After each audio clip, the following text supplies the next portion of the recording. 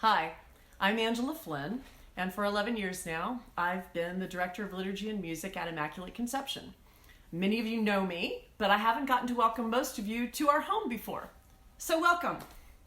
I wanted to share a reflection with you today because in our home, today is a very special day. Today is our daughter's birthday. And since she was just a little girl, I've teased her that when she made her entrance into the world, she didn't want to play favorites between the Blessed Virgin as the Immaculate Conception or the Blessed Virgin as Our Lady of Guadalupe. So she chose to be born right in between. That is obviously not how childbirth works. But this year, that's gotten me thinking about the notion of in between. It may not surprise you to know that in theology we have a special word for that time, because we have lots of special words. We refer to that time, that space, as liminal. The origin of the word is from the Latin word for threshold. And to be liminal is to stand in the doorway, not out, not in, but between. And it's that liminality that really struck me this year because I see so many thresholds. I'm watching very personally my daughter as she stands in the threshold between childhood and womanhood. She's a 20-year-old college student and still dependent on us for most of her support, but also increasingly autonomous, responsible for her own actions, her own spending money, her own calendar. Even by the ultimate teenage measure of grown, she is in a liminal state, a defined adult, able to vote, to work, to own a car, but not yet able to order a grown-up drink in a restaurant. And trust me, she's looking forward to that. I also see our year as a threshold, thanks to COVID. We hover here in the in-between. We see and even mourn what our lives were before pandemic, and we long for what our lives will be once again post-vaccine. But in this time, now, we are neither there nor there.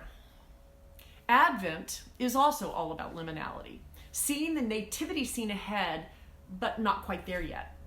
We've left the warmth and greenness of ordinary time for a time of seeming barrenness, all brown and orange, bare trees, not yet covered by snow, no sparkle of Christmas lights. And thinking on that liminality in the context of Advent has made me aware that standing in a doorway isn't really about a choice. It's not in the iconic words of The Clash, should I stay or should I go? It's about the fact of leaving and the inevitability of entering while still acknowledging that there's a time, maybe just a moment or a day, a season, or an entire year when we have left, but we have not yet arrived. Every year we hear about Jesus' advent into the world, into our hearts and our lives. But this year, I'd like to also contemplate our own advent into the mystery that is Christ incarnate. Our entering into relationship with that baby, with his church, and with each other. This year, like no other year before, we have been made very, very aware how church is really community. It's people. Liturgy is really about gathering together, and we miss our gatherings. We miss our community. This Advent, I want to invite you to pause in this liminal space. Look back.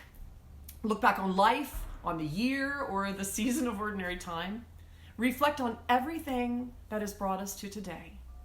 And then, because liminality isn't just about nostalgia, about grieving what we're leaving or longing for what was, let's look ahead with hope and eager anticipation to a time when we can come together again, when we can sing together, eat together, and yes, enjoy an adult beverage together.